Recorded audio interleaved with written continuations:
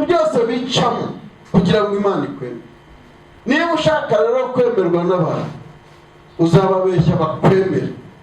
Ndagira ngo ngwina uzababeshya bakwemere. Reka nibwirire abasore baranga, uzagenda ukodesha kositimu kwa gatandatu, ujye kumusura aho akorera i Butare, ku kindi cyumweru ujye gukodesha indi, ujye kumusura i Butare, mu kwezi gutaha ujye gukodesha amabubu, ni 10,000 niyo batanga. Ntabwo mbikurangiye ngo uzabikore gutya. Noneho azajya abona uhora uhinduranya, avuga ati mbega umusore umusirimu, mbega umusore w'umujene, umunsi umwe nagutahura uzahita ukuraho telefone. Ndashimira ubutatu bw'Imana, ndashimira namwe itorero mwaje kumva icyo Umwuka abaganiriza. Itorero mwaje kumva icyo Umwuka abaganiriza.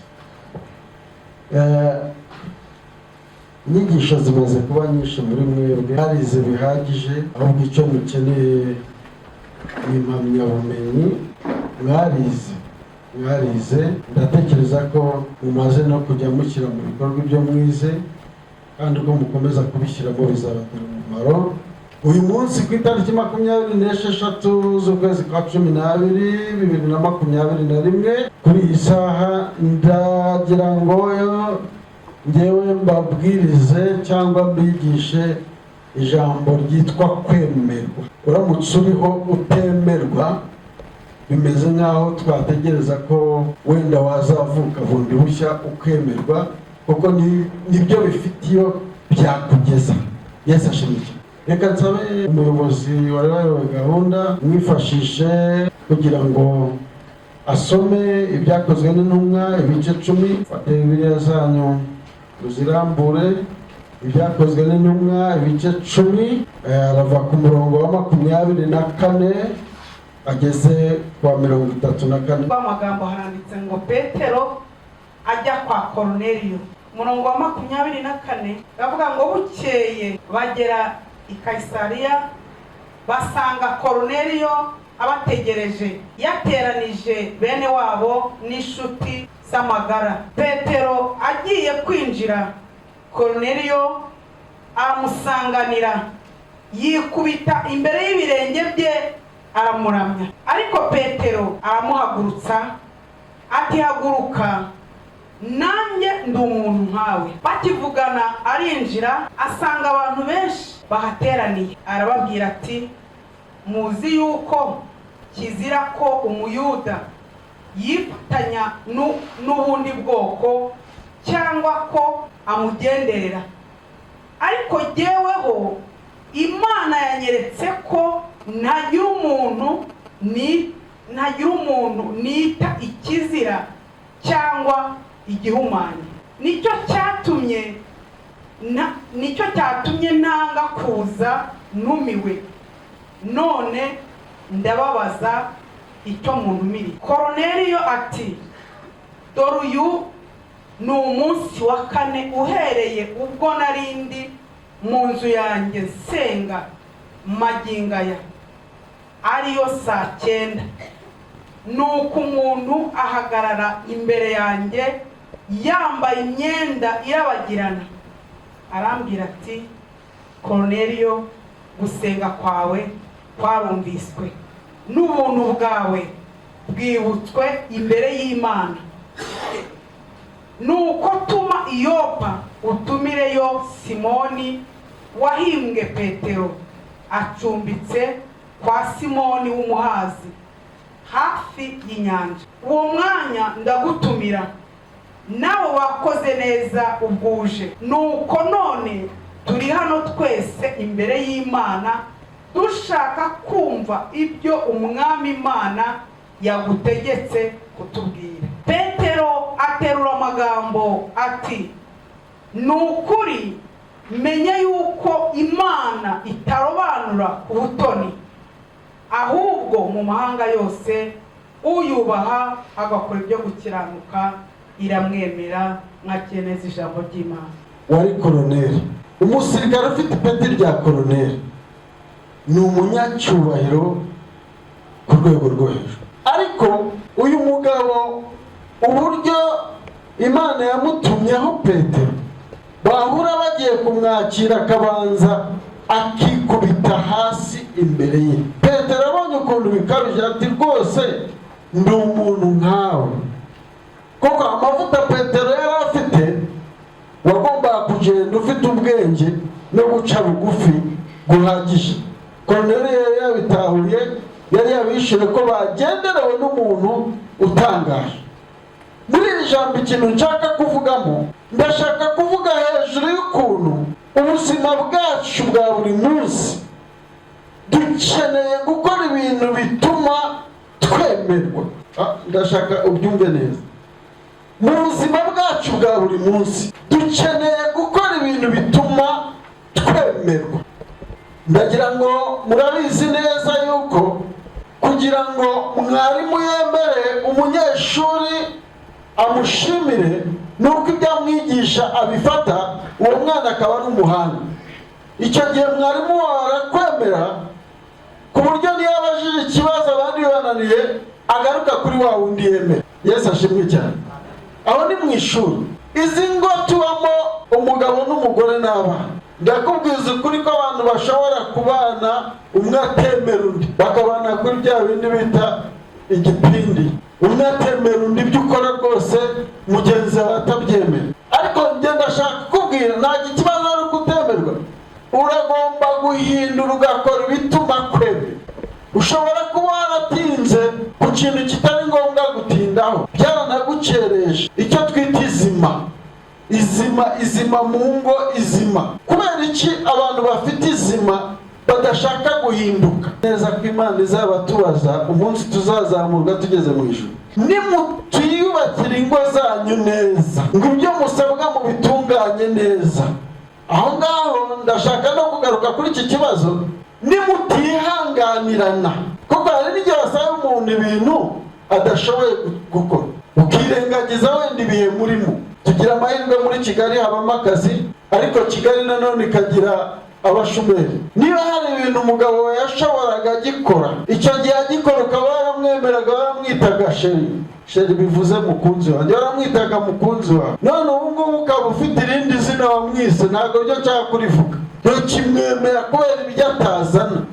Hari abantu batwemera kubera ibintu tubaha, waba utakibitanga bikavaho. Nahoze mbwira umuntu w'inshuti yanjye ukunda gufasha cyane, ndamubwira ariko ubimenye neza yuko nubwo urimo gufasha cyane, ariko umenye ko urimo kwitegurira abanzi. Kuko umunsi uzananirwa kubafasha, bazavuga ko uri mubi, bazavuga ko wabimyuta ibyo wabahaga. Icyo gihe kukwemera bizaba bivuyeho, bazahindura imvugo. Rero ndakwinginze mwene data, wowe urebe ni iki gituma ntemerwa iwanjye mu rugo, ni iki gituma ntemerwa muri sosiyete mbamo, ni iki gituma ntemerwa mu muryango, ni iki gituma ntemerwa mu itorero. Hari ubwo umuntu bamwemera kubera ko, ariko ndashima Imana ko mu matorero yacu bitabamo. Hari igihe umuntu bamwemera bitewe n'uko azana agafaranga k'icyacumi. Icyacumi ni cyiza, murabizi, nta n'ubu byababaza, murabizi icyacumi. Cyane cyane murabizi ko abapasitoro dukunda icyacumi, ariko abakristo mugakunda imigisha. Mujye muzana icyacumi tubasabire umugisha. Ibyo nabyo biremewe kandi ni ibintu byiza, umuntu abiboneramo umugisha. Murabizi ko icyacumi cyahindutse icyacumi aricyo abantu basigaye bigisha cyonyine. Cyacumi ntavuga icyatanu, ni icyacumi. Mwafashijwe. Ndimo kuvuga kubera iki abantu dukeneye kwemerwa ibihe byose, nta munsi n'umwe uvuyeho mu kwemerwa kwacu. Ariko nabo batwemera ako gahe gatoya karamaze. Yesu ashimwe cyane. Hari abandi bantu noneho badafite ikintu wabasha kubemerera. igihe cyose ahora mu bintu byo kugawa gusa, urirwa uhungabanya abantu. Wenda wagize amahirwe uri umuyobozi mu kigo runaka, ariko ibyawe ni ukwirirwa wandika amabaruwa, wandikira abantu amabaruwa ngo witwara nabi, ubihanangiriza. Reka nkubwire, zandike. Bibiliya iravuga ngo icyo umuntu abiba nicyo asarura. Nawe uzandikirwa n'abakuruta, kandi bakwandikira ibaruwa isobanutse kuruta iyo wandikira abandi. Izaba isobanutse iruta iyo wandikira abandi. Ibintu byo kubuza abandi bantu amahoro, uvuga ngo usenga Imana, uvuga ngo wamenye Yesu usabangamira abantu. Yesu ahesha abantu amahoro, nicyo ashinzwe, nicyo akora, yuzuza abantu umwe amahoro. Noneho wabujujemo umuvurungano, kandi uravuga ngo ukanicarwaho uti ngende umuyobozi mwiza, cyakora baranantinya, ntawe upfa kuvuga burya, njyewe yumvise rimwe, abantu bamenye uko babigenza. Reka nkubwire, ibyo bifite igihe cyabyo, ariko niba utemerwa muri sosiyete, ntiwemerwe n'abo muturanye, ntiwemerwe n'inshuti, ntiwemerwe n'umuryango, uri hehe?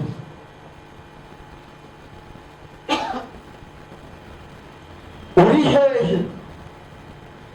Uyu mugabo Petero yari yaragenze ahantu henshi mwivugabutumwa, yari yaragenze ahantu henshi ari kumwe na Yesu mwivugabutumwa, yari yagenze ku nkombe z'inyanja nyinshi ajya kuroba, yari yarakoze ingendo zitandukanye, yari yarabonye abantu n'abandi.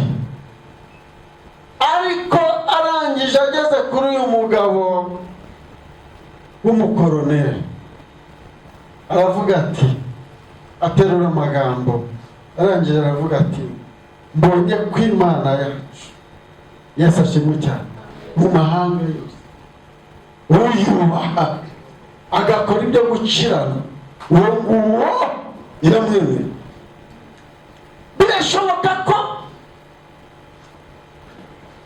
ushaka gukora ibintu byiza imbere y'abantu, ariko imbere y'Imana biravuga ngo Imana ireba mu mutima. Ariko niba ufite n'ibintu ukora runaka wihishe, ndashimira leta y'u Rwanda ko yakoze ikintu cyiza cyane, ikoranabuhanga. Kamera zizagufata. Mugire inama, umuntu yaje kumbwira ati, ngewe rwose mushumba ndaje nje kwihana. Ikintu gitumye nza kwihana nuko nari ngiye gukora icyaha, kamera irambuza. Bigeze ubwo kamera ziba bavuga butumwa, ni si icyaha ugiye gukora n'iki? Ati, nagiye muri alimentation, ati nuko hari n'umukobwa w'inshuti yanjye, ati ngiye kumusoma, ati umukobwa arambwira ati, kamera we, ati kamera, ati mpitamu, ati nahise kuko umutima. Undi araza arambwira ati, ibyo nahuye nabyo ntabwo bizi.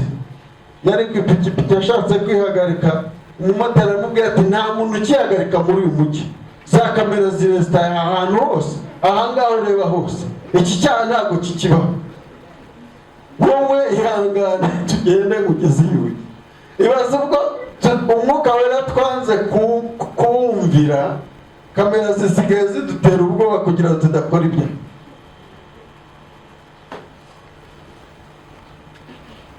Kwemerwa birasaba imbaraga nyinshi. Uragomba guhindura ibitekerezo byawe, ni ibitekerezo ugomba guhindura. Ibyo ni mu buryo busanzwe, ariko kwemerwa n'Imana biragusaba ikiguzi gikomeye cyane. Kwemerwa n'Imana ni ukuvuga ko intambwe zawe zose ugomba kuzigenzura, mu byo uvuga, mu byo ukora, aho urara, umutima, mbese ubuzima bwawe uragomba kubuha Imana kugira ngo Imana ikwemere.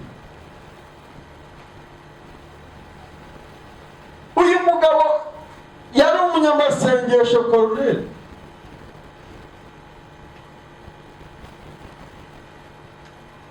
wumvishe ko Petero amubwiye ngo kuva ugitangira gusenga kwawe kwarumvishwa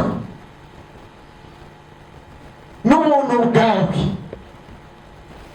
bwarumvishwa. Reka mbabwire bene data,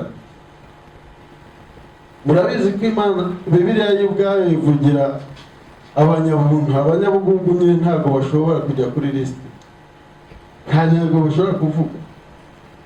Utekereze niba ejo kuri Noheli, murabizi ko Noheli tuzi kwizihiza, utekereze niba wari waguze akanyama hakagira umuntu uza kugusura ugahita uhagarika gaze kugira ngo abanze agende, kandi wenda umuntu ntabwo kwari ukugusura ahubwo yaraje kumva uko agasupu gahumura.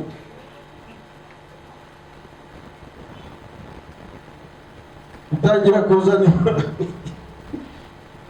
ukaba warazanye impamvu, kandi hari umuntu muri iki gihe uri mu bigeragezo byo kuba atabasha kwigurira n'imifupa yo kugira ngo ateke agasombe, kandi wenda mwigeze gusangira ibyiza bye, ariko aje arangije gaze uhita ukupa. Ako ni akantu gatoya bene data, ariko umenye ko uwo muntu wamugizeho ubugugu kandi akaba yaragiye ababaye, kandi ibyo ntabwo bishobora kukuzanira umugisha. Murabyibuka neza mwebwe mwarize cyane Bibiliya iravuga ngo gutanga guhesha umugisha kuruta guha. Twigeze kubaho tutemerwa n'umuntu n'umwe. Turabizi ukuntu bibabaza, kandi dukora ibintu bituma abantu batwemera.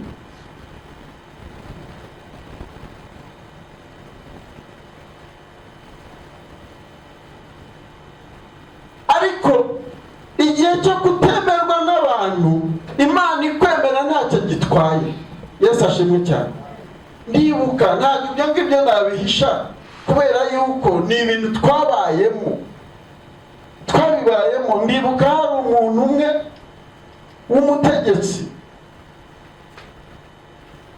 yari umutegetsi, nuko ashinga icyumba cy'amasengesho. Umunsi umwe rero Imana incira inzira njya kuvuga ubutumwa bwiza. Ngiye kuvuga ubutumwa bwiza, nyamara mu kirenge cyanjye nambara 7 n'igice, ni nk'ibice 42 gutyo, 40 hagati aho ngaho. Ariko icyo gihe nari nambaye inkweto ifite ibice 9. Urumva ukuntu yasumbaga akaguru kanjye, yasumbaga ikirenge cyane. Iyo nkweto yari inkweto za zindi bacomeka. Niyo mpamvu ntashobora kugura inkweto bacomeka, byarankomerekeje cyane, kuko hari igihe ugenda ikiregura. Mwari mubizi? Ikiregura byakomeye. Iyo nkweto rero nashyiragamo amasogisi ageze kuri 6 kugira ngo ifunge ifate. Ninje mu cyumba cy'amasengesho kirimo itapi rutingiye, kandi nagomba kuvanamo izo nkweto. Ngaho nyigira ibyo bintu ukuntu bigenze. Nyigira ibyo bintu wabigenza gute? Cyakora nyinjira Imana mu bwenge. Yesu ashimwe. Hari umudiyakoni ndamubwira nti wandangira ahantu ho kwiherera. No kuri toilette harimo amatapi. Ngezemo y'amasogisi nyakuramo, nyashyira mu mufuka.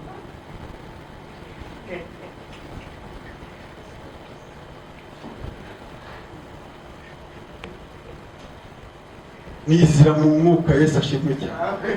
Nizira mu mwuka. Batubwira umukozi w'Imana, baranyakira, nkomeza kwibera mu mwuka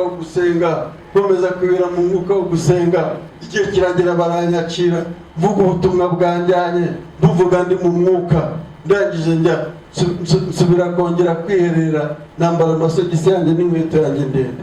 Cyakora Imana ishimwe yahambereye umugisha, nuko ntago byo nabivuga, narabubonye. Icyo cyari igihe cyo kutemerwa.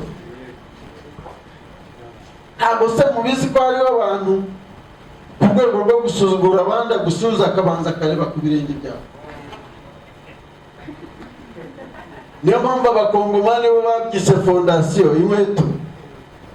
Kuko barabanza barebe fondasiyo, nibasanga igishegashega bahita batangira kugucira urubanza.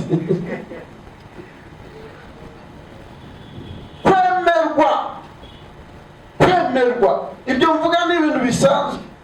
Wari warantumiye yarageze kunyumva ku musozi ndimo gusenga nsengera mu ijambo, aravuga ati umuvugabutumwa nta kundi ndagomba kumujyana, hari icyo namwumvishe. Amubita mu modoka nziza, nuko ndagenda, ariko nari mpasariye. We Yesu we,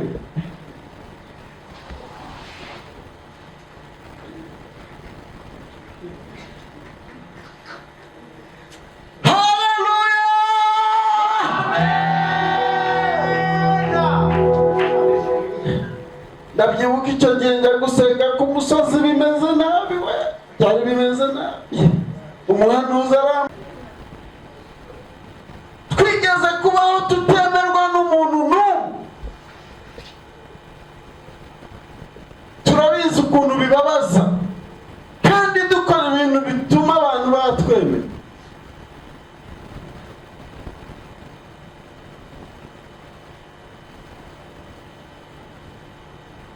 Ariko igihe cyo kutemerwa n'abantu, Imana ikwemera ntacyo gitwaye. Yesu ashimwe cyane. Ndibuka ntabwo ibyo ngibyo nabihisha, kubera yuko ni ibintu twabibayemo. Ndibuka hari umuntu umwe w'umutegetsi yari umutegetsi, nuko ashinga icyumba cy'amasengesho. Umunsi umwe rero Imana incira inzira, njya kuvugayo ubutumwa bwiza. Ngiye kuvuga ubutumwa bwiza, nyamara mu kirenge cyanjye nambara 7 n'igice, ni nk'ibice 42 gutyo, 40 hagati aho ngaho. Ariko icyo gihe nari nambaye inkweto ifite ibice 9. Urumva ukuntu yasumbaga akaguru kanjye, yasumbaga ikirenge cyanjye. Iyo nkweto yari inkweto za zindi bacomeka. Niyo mpamvu ntashobora kugura inkweto bacomeka, byarankomerekeje cyane. Kuko hari igihe ugenda ikiregura, mwari mubizi, ikiregura byakomeye. Iyo nkweto rero nashyiragamo amasogisi ageze kuri 6 kugira ngo ifunge ifate. Ninjiye mu cyumba cy'amasengesho kirimo itapi iruta iyi ngiyi, kandi nagomba kuvanamo izo nkweto. Ngaho nyigira ibyo bintu. Ariko se urumva abantu bakwemera uri sakintu imvugo y'abubu bahera hehe? Ho bakuyungurura barangiza basanga bidahagije bagasubira mu ninde wayunguriye ifu y'imyumbati akajya yongera agasubiramo, avuga ati hacyarimo ibihere. Rero reka mbavugavuga mubiveho, ntaho bizandikwa, ariko ubuntu buzandikwa. Yesu ashimwe cyane. Ariko nubwo mugomba kugira ubuntu, ntimuzabure ubwenge.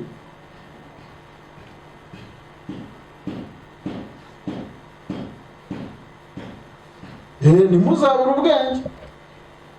Hari umugore ushobora kuzura umwuka wera w'Imana, yarangiza amarangamutima akamwica. Ati namenye ko iyo umuntu atanze Imana imuha ibindi, akagenda akajya mu kabarisi agafata udutenge yari afite. Ati ngiye kuduha abakene. Uzamara igihe utari wasubizwa, wumva ukuntu imbeho yicara, uzabyumva. Ushaka kujya mu mwuka w'ubuntu udafite amakenga, ugahura n'izindi ngaruka.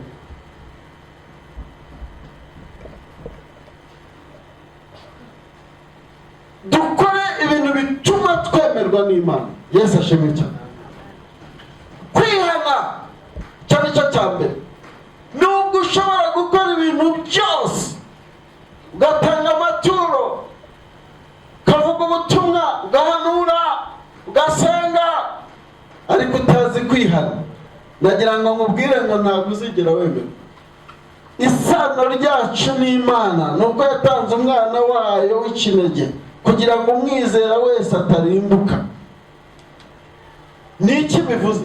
Umuntu wese afite uburenganzira bwo kwihana ibyaha, kandi nirwo rufatiro, niryo tangira ryo kugira ngo wemerwe n'Imana. Guca bugufi, iby'ibyubahiro ukabikubita hasi, ukabishyira ku ruhande, iby'imyaka ukabishyira ku ruhande. Ibyo ngibyo niho Imana iturebe. Imana yayirebera mu mutima, mutima uciye bugufi, mutima wemera kwihana. Icya kabiri ni ukugira indangagaciro z'umuntu wakije. Izo murazizi: kubana n'abantu amahoro, kwirinda,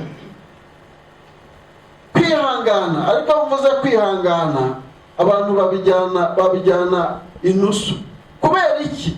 Kwihangana kuzima ni ukugira ibintu ugomba kwihanganira bikubangamiye.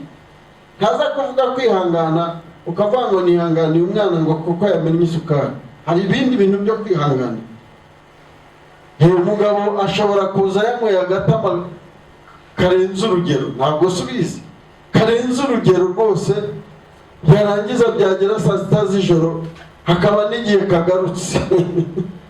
Nada uzabyihangana. Mujye mwihangana. Nese ubwo ngubwo n'umutuka ukabyuka umwamamaza ko telefone zaje, ab'Ibutare bakamenya ko yaraye bigenje gutyo, aba mu Ruhengeri bakabimenya, harya ubwo uzaba wihangana? Kwihanganira, Bibiliya iravuga ngo hahirwa umuntu yihanganira ibimugerageza, ngo kuko namara kwemerwa azahabwa ikamba cy'ubugingo.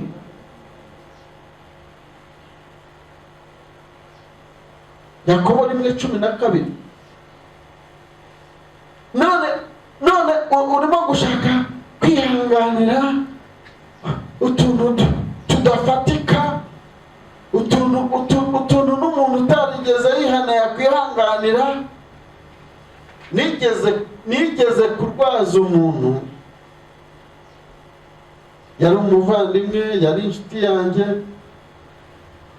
ariko mu gitondo kimwe nta n'ikindi kintu nari mubwiye, ariko uragomba kureka kunywa itabi kubera yuko itabi rirarinukira nabi. Ndi murokore. Arangije ati,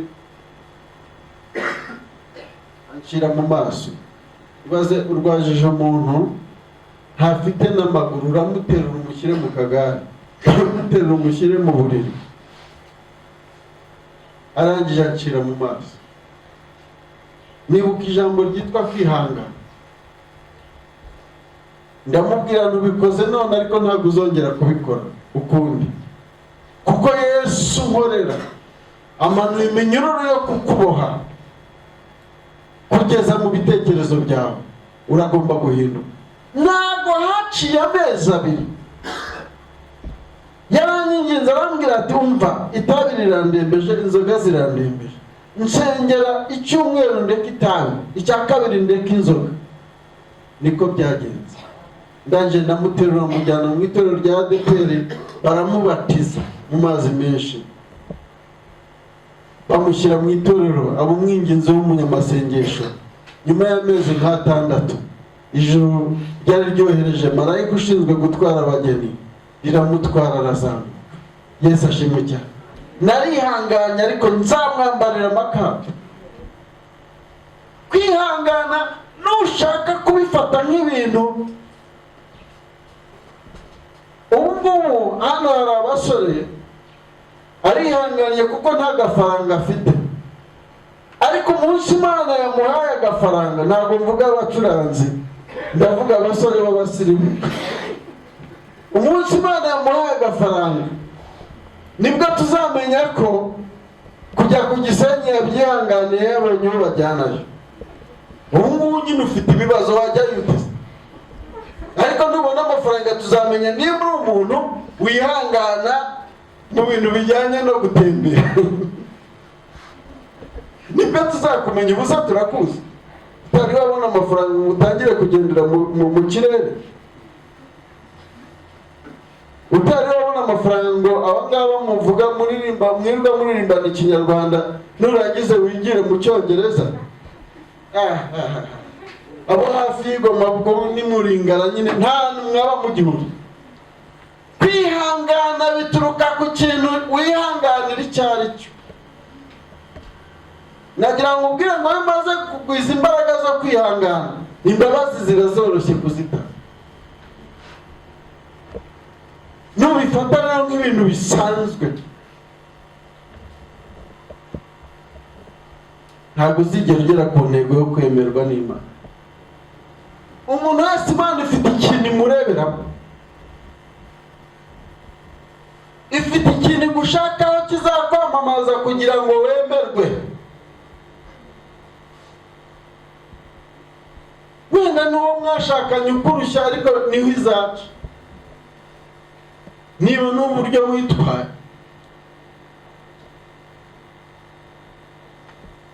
Wenda nta kazi ukora, bene data nize kubahiriza igihe, hasigaye akanya gato cyane, ariko nagira ngo mbabwire ngo imbaraga z'Imana zo gutuma mwemerwa zibamanukiraho mu izina rya Yesu. Amen. Tuzi urutonde rw'abantu Imana yemeye muri Bibiliya. Navuga ubutumwa kuzageza mu kwezi kwa gatandatu mvuga abantu bagiye bemerwa kubera ko Imana yagiye bagenzura. Usomye Bibiliya mu gice cya 12 cy'Itangiriro, ureba ukuntu Imana yabwiye Aburahamu ngo haguruka ucende ujye mu gihugu nzakwereka. Icyo gice gisomye usobanukirwa neza icyatumye Imana yemera Aburahamu. Yajya gukora ikintu ikavuga ngo sinakora ikintu ntabanje kukibwira inshuti yanjye. Niki kizatuma uba inshuti n'Imana? Ni ukuzumvira. Uwo mugabo yarumviye. Niki kizatuma Imana ikwemera? Ni ukugomba kumvira Imana. Iyo usomye mu bice 37 ureba umugabo witwa Yosefu wahagaze mu gukiranuka, akanga gusambanya umugore wa sebusha, ahubwo akamusigira ishati nka Potifari. Burasa ntiyari yanyazwe. Agahungu kagiye mu cyumba gukoropayo, kagiye gukora isuku, ariko uriya mugore yarateye ubwoba. Umugore arangije yariyambitse ubusa, arangije ati hagarara. Agahungu kagenda gafite ubwoba kamusigira ishati. Wewe wasiga ishati? Nuba utafite imbaraga zatuma usiga ishati, ugiye gufatwa ku ngufu n'umugore, ntabwo ushobora kwemerwa n'Imana. Mbese mubeshye, hari igihe wenda wahita ushaka kwifubika n'iyindi.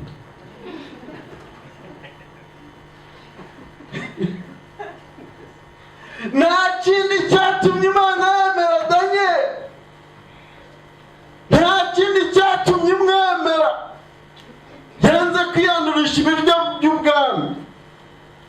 Kubera iki barabitekaga ibyo biryo barangiza bakabimurikira ibigirwamana. Umuhungu aravuga ati ntabyo tuzarya. Uyu muhungu Imana imwuzuza ubwenge, uyu muhungu Imana imuha imbaraga. Imana iramwemera kugeza ubwo yatawe mu rwobo rw'intare azira amasengesho y'urudaca umwami yari yayabujije. Mu bice 6 bya Daniel mujye musoma Bibiliya. Daniel mu gihe bamujugunya mu rwobo rw'intare bazi ko byarangiye, mu rukerera umwami araza ati Daniel mugabo ukundwa cyane, Imana ukorera, Imana usenga yabashije kukurinda. Ati mwami, ati nawe nta kintu nagucumuyeho. Arabahamagara ati muze mumukura. Ninde waguta mu bibazo? Ninde muri mwe wahura n'ibibazo Imana ikabimurindiramo ataragerageje kwitwara uko Imana ishaka, ngo areke kwimika ibigirwamana no kurya ibintu bitaribwa? Abo ngabo nibo Imana yemera. ikabaha uburinzi buhagije. Yesu ashimwe cyane. Nutirinda ntabwo Imana izakwemera. Nutagira ibyemezo ufata ntabwo Imana izakwemera. Ibice 42 na 42 bigaragaza umugabo witwa Yobu. Ntabwo Imana yari kwemera Yobu ngo imusubize mukubire kabiri ibyo yari yaranyazwe byose, by'ibyapfuye byose itaramwemera, kubera intambara n'ibigeragezo yaciye. Ntabwo byari gushoboka, ntabwo byari gushoboka. Hari inzira ibintu byose bicamo kugira ngo Imana ikwemere. Niba ushaka rero kwemerwa n'abantu, uzababeshya bakwemere. Ndagira ngo ngwina uzababeshya bakwemere. Reka nibwirire abasore barahangara. Uzagenda ukodeshe kositimu kwa gatandatu, ujye kumusura aho akorera i Butare. Ku kindi cyumweru ujye gukodesha indi, ujye kumusura i Butare. Mu kwezi gutaha ujye gukodesha amabubu, ni 10,000 niyo batanga. Ntabwo mbikurangiye ngo uzabikore gutya. Noneho azajya abona uhora uhinduranya, avuga ati mbega umusore umusirimu, mbega umusore w'umujene, umunsi umwe nagutahura uzahita ukuraho telefone. Nicyo gihano cya mbere mu bwe kizakuba. Mureke kwiyemera ahubwo mushaka ukuntu mwemerwa n'Imana. Ubwo mvuze kuri icyo ngicyo, bagenzi banjye twicaranye hano n'abandi barimo gukurikirana, bamenye ko kwiyemera bigira iherezo ryabyo. Bamenye ko kutemerwa n'Imana ari ibyago mu bindi kucyo urimo gukora mu bijyanye n'icyo ukorera Imana. Petero atera amagambo ati, mbonye ko Imana yacu itarobanura ku butaka mu mahanga yose. Ni ukuvuga iki? Imana irimo kuzengurutsa ijisho ryayo ireba ku mukiranutsi wayo. Imureba nubwo waba utazwi hano, udahabwa agaciro, udakundwa mu muryango, utazwi, ariko ijisho ry'Uwiteka riri ku mukiranutsi wayo. Abo ngabo nibo yemera, abo ngabo nibo ifitanye isano nabo, nibirinda, nibikoresha, nibitegereje ku munsi w'amateka. Igihe cyose abantu bakiyumbayumba, kuyumbayumba ni igiswahili, no kujarajara, kwandaringa, kujarajara, kutajya mu murongo. Umuntu akaba mu kintu atakirimo, akakibamo atakirimo. Reka guceza, Yesu ari hafi kugaruka. Ndagushimye Yesu kubwo aya materaniro tugize. Ndabizi neza ko kwemerwa nawe ari ibintu bikomeye, ariko aba bantu bari imbere yawe, aba bantu bakurikiye ubu butumwa mu mpande zose z'isi, ubaha imbaraga zo kugira ngo bazemerwe nawe, kuko ku munsi w'amateka nibwo bizasobanuka byose. Girira neza aba bantu bawe waremye, ubahe umutima wo kwihana ibyaha, bakire Yesu nk'umwami n'umukiza wabo. Abari barakijijwe baraguwe bisubiremo, kugira ngo bazaguheshe icyubahiro mwami, nabo bakihesheje, kugira ngo uzabemere ku munsi w'amateka. Ndagushimye kubwo abantu bari muri iyi nzu, ibyatumaga batemerwa, bagambaniwe, basebywa, niba ari ubushomeri, niba ari ubukene, niba ari ukutiga, niba ari ukutagira, ibintu byose byababuzaga kwemerwa mu bantu no kwemerwa imbere yawe, ndabisenye mu izina rya Yesu. Ubuzima bwabo bari bongera ubwubake, bongere kwemerwa, uhabwe icyubahiro, kuko ari utuma umuntu yemerwa, kuko umuha imbaraga. Ndagushimye ko byumvishe ni mu izina rya Yesu. Amen.